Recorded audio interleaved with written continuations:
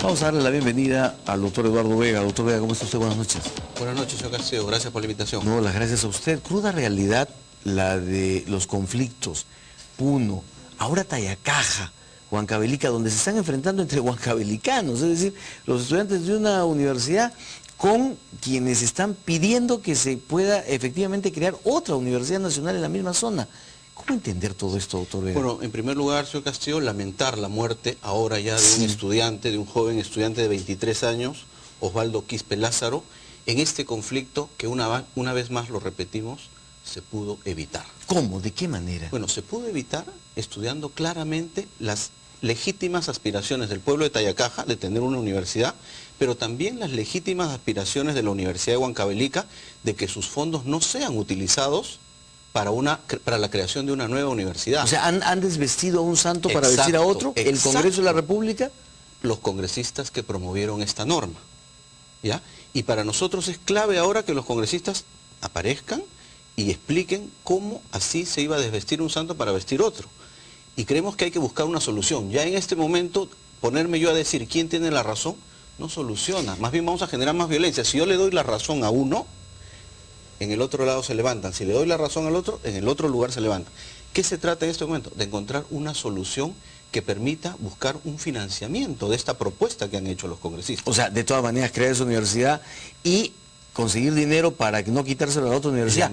Bueno, vamos a tener que llegar a ese tema. ¿Pueden haber dos universidades nacionales en el mismo lugar? Bueno, allí lo que hay que es analizar claramente el tema de cómo es el procedimiento de creación de universidades. Efectivamente hay una ley universitaria que señala una serie de procedimientos. Entonces, ahora mismo yo no quiero adelantar más opinión de esto porque sería de repente echar más leña al fuego y ese no es el rol de la Defensoría. Pero efectivamente, en nuestra opinión, este conflicto es una cadena de errores y estamos en una situación en la que ahora hay que encontrar una solución para evitar más violencia y más muertes en los conflictos Más sociales. que errores, una conducta poco responsable de quienes deben asumir justamente... Yo le digo, ¿dónde están los ese congresistas de Huancavelica que impulsaron esta norma, ¿no? Doctor Vega, Puno, hablemos de Puno. Ahora ya incluso hay enfrentamientos entre los mismos aymaras. Ha aparecido por ahí una facción aymara que está diciendo, no, yo no quiero Inambari. Mientras el señor Dubiri dice, yo con Inambari no tengo problema. Mi problema es con las petroleras y con las mineras. ¿Qué va a pasar en Puno? Cuénteme usted. Bueno, el Puno también es un conflicto que venía reportándose desde hace mucho tiempo. Y efectivamente tiene varios problemas en la zona sur y en la zona norte del departamento. Lo que nosotros encontramos ahí es que efectivamente tiene que analizarse bien estos decretos supremos que se emitieron en su momento y que permitieron la minería en esta zona, pero sobre todo tiene que dialogarse con la población. Me parece que aquí el reclamo fundamental es porque no ha habido un diálogo con las comunidades para avisarles, para consultarles sobre el funcionamiento de estas minas en la zona, ¿no? Yo creo que ahí está el problema central. De los conflictos 220, no sé cuántos hay 227 en este mes. De los 227 que hay en este mes, que los va a heredar el gobierno de Ollantumala, porque no se van a solucionar de aquí al 28 de julio. No se van a solucionar. ¿No es cierto? Así es. En el mismo Puno no se va a solucionar. No se van a solucionar. Muy bien. De esos conflictos, ¿cuántos están relacionados con el tema de los recursos naturales? La mitad. La mitad de ellos. La mitad de ellos. Y son los más fuertes. Son los más fuertes. Pero hay un buen dato que hay que señalar también, señor Castillo. Hay 92 conflictos que están en procesos de diálogo en este momento. ¿De los 220? Así es. Yeah. Es decir, no todo es negativo y no todo termina en procesos de violencia, no todo se desencadena en violencia. Hay conflictos que se están encaminando por la vía del diálogo y están encontrando solución. Usted habrá visto hace algunos días en Ollón, la comunidad campesina de Ollón ha logrado un acuerdo con las minas Buenaventura. Y eso es un buen indicativo que los conflictos bien planificados, bien llevados, con la seriedad del caso, dan resultados. Un conflicto bien llevado, y eso hay que decirlo en estos momentos. Los conflictos son naturales. Así es, así es. Hay que decirlo porque creo que se aplica al caso de Puno. Cuando uno va a un diálogo, tiene que ir con tres actitudes. Uno, de escuchar. Uno, de entender que su propuesta puede ser negociada y debe ser flexible. Y tercero, para encontrar una solución, hay que encontrar la solución en el marco de lo que pide la norma. Muy bien, pero hay conflictos que son asusados también, ¿no es cierto?, por comisiones o movimientos antimineros, por ejemplo, o simplemente relacionados con la oposición a las empresas. Pero, ¿qué instrumentos puede tener un gobierno para tratar de evitar, de prever o de solucionar conflictos, doctor Vega? Nosotros, señor Castillo, hemos identificado por lo menos 4 herramientas que pueden ayudar en la solución de los conflictos sociales de aquí adelante. Para vencer incluso situaciones tan renuentes como la del señor Dubiri, que dice no a la minería y eso es no negociable. Sí, por ejemplo, en ese tipo de casos yo lo que le digo es, vuelvo a reiterar, el diálogo exige flexibilidad, el diálogo exige negociación. ¿Cuáles son esos 4 instrumentos? El primero, fundamental y que no se ha aprobado lamentablemente en esta legislatura que acabó, es la ley de consulta. La ley de consulta, junto con las normas que se han dictado en el sector energía y minas, son fundamentales para establecer ese nivel de diálogo entre el Estado y las poblaciones indígenas. ¿Consulta previa de carácter vinculante? La consulta previa no tiene carácter vinculante, según la propia convenio 169, pero sí exige un diálogo de buena fe. De acuerdo. ¿Ya? Y tiene como objetivo buscar el consentimiento. De acuerdo. El segundo elemento y herramienta fundamental en este proceso de enfrentar de mejor manera los conflictos va a ser la herramienta del ordenamiento territorial.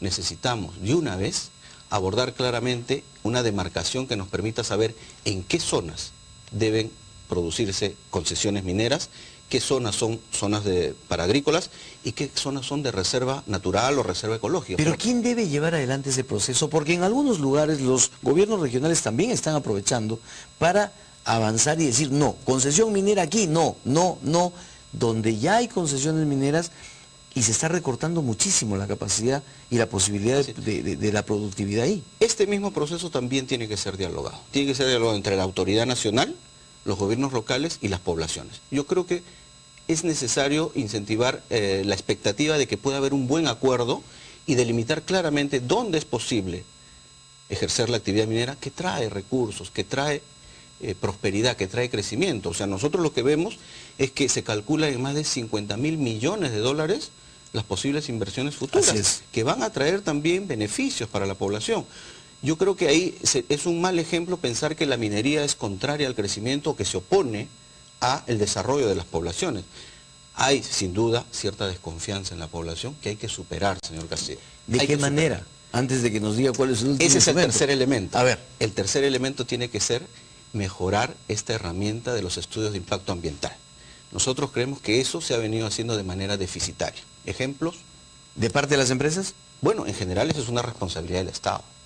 El Estado es el que tiene que de alguna manera dar la confianza y garantizar que esos estudios de impacto ambiental garantiza que los impactos al medio ambiente y a las poblaciones, al agua, a la propia tierra, están garantizados, que están minimizados o que no existen. ¿Han pasado por agua caliente los estudios de impacto ambiental, cree usted? ¿No existen los controles adecuados en el Estado? Yo lo que creo es eso, que está muy disperso, que no hay un estándar suficiente. Sabemos, nos lo han expuesto a nosotros, UNOPS, las Naciones Unidas, un estándar de elevar el nivel de los estudios de impacto ambiental y hacerlo en situaciones como en el Perú, donde a diario se presentan una serie de pedidos de concesiones mineras. Entonces es importante avanzar en fortalecer esta herramienta y eso tiene que ir acompañado del fortalecimiento de la autoridad ambiental. Una autoridad ambiental que garantice que estos estudios de impacto ambiental van a ser bien hechos y que van a darle la confianza a la ciudadanía que no se está afectando su medio ambiente y su forma de vida, yo creo que va a ser un buen elemento para avanzar en la solución de estos conflictos. Entonces, ¿y el cuarto? El cuarto básicamente es volver a este tema del fortalecimiento de la relación de la autoridad ambiental con la fortaleza que deben tener los gobiernos regionales. En los gobiernos regionales y locales, debo decirlo, lamentablemente no vemos las capacidades suficientes para afrontar los conflictos desde su etapa más temprana y permitir, juntamente con el gobierno nacional, empoderarse y que las autoridades cumplan ese rol para el que la población los ha elegido. La población los ha elegido para que ellos representen, procesen las demandas de la población. Y entonces vemos que hay dirigentes que prácticamente están asumiendo ese liderazgo que deberían tenerlo los propios gobiernos regionales y locales. O sea, el Estado no existe. El Estado es muy débil. Necesitamos caminar hacia una reforma verdadera del Estado para procesar estos conflictos y darles una solución pacífica. Doctor, hay algunas personas que sienten que o pensaban que el triunfo de Humala iba a ayudar a aplacar un poco los conflictos porque la gente iba a sentir que por fin sus demandas, por lo menos de quienes están en las zonas más alejadas, podían ser representadas o ser tomadas desde el gobierno central. Otros, en cambio, piensan lo contrario, piensan que ahora, muchas de las poblaciones que están en el interior del país sienten que les ha llegado la hora de cogobernar, de ser fuertes. ¿Cuál de las dos cree usted que está ocurriendo? Mire, yo apostaría porque efectivamente el tema de los conflictos sociales ya está en la agenda principal del Estado. Y como agenda principal hay que tomar medidas claras de cómo enfrentarlos de manera pacífica, de manera democrática y dándole una solución a ellos. ¿Los conflictos sociales tienen solución? En nuestra opinión, sí lo tienen. ¿Y por qué no se soluciona Puno? Porque creo que es una cadena de errores la que se viene aplicando. Hasta ahora. Siguen manteniéndose los errores. Ahora se ha abierto una posibilidad. Usted ha visto que hoy día no se ha llegado a un acuerdo, pero se ha citado. Conversado. Exacto, se ha citado para el día de mañana, en horas de la tarde, y se ha abierto una posibilidad para justamente estudiar el tema de cuáles son los estudios de impacto ambiental que avalan este trabajo que está desarrollando la minería Santa Ana en la zona, ¿no? Doctor Eduardo Vega, no quiero dejar de preguntarle por la ley 29.703. Debe ser absolutamente derogada. ¿Por qué? Mire, ¿beneficiaría a quienes han cometido actos de corrupción? Sí, nosotros nos hemos pronunciado. Esta ley contiene 6 tipos penales, hace modificaciones a 6 tipos penales.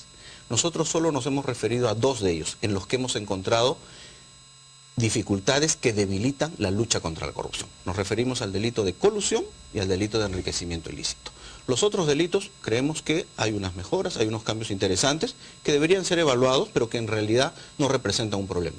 En el caso de colusión sí, el señalar que solo se afecta el Estado cuando se afecta el patrimonio del Estado, a nosotros nos parece un error. Si bien en la teoría y en la doctrina penal se admite y hay una posición que admite este tipo de situaciones, para nosotros, en un país que tiene altos índices de corrupción, es necesario que la norma sea mucho más amplia, porque muchas veces no solo se puede afectar el patrimonio del Estado, sino que se afecta el buen gobierno del Estado.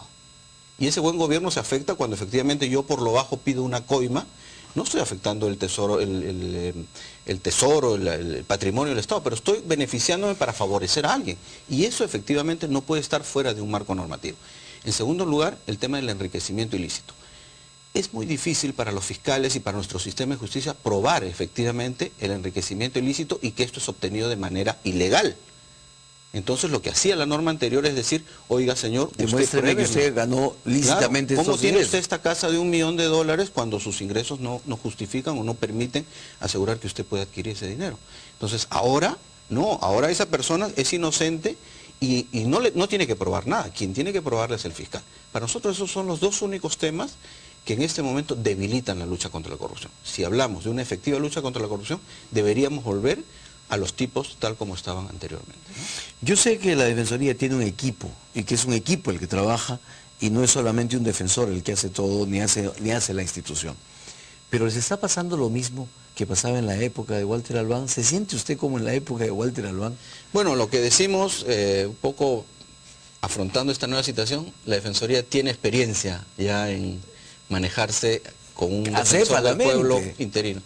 Yo he evitado y he hecho un cuestionamiento de esa palabra acéfala, porque si acéfala significa estar paralizados en el trabajo, no lo estamos. No lo estamos, la Defensoría continúa trabajando, la Defensoría no se ha parado, como toda institución democrática tiene planes de trabajo. Es más, en Ollón estuvo la Defensoría. En Ollón hemos estado la semana pasada. En Cusco también. En Cusco hemos estado. Hoy mismo estamos en Huancavelica tratando de invocar a la ciudadanía, a los estudiantes, que esa no es la vía de solucionar los conflictos. Yo me estoy dirigiendo permanentemente a las autoridades locales. Hemos tenido un compromiso por la niñez, invocando a todos los alcaldes de Lima a que incorporen en sus presupuestos montos específicos para atender a la niñez en el Perú.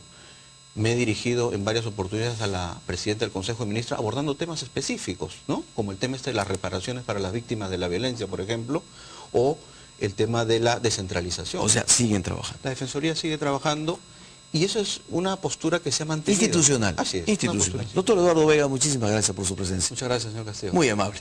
Vamos a una pausa, regresamos.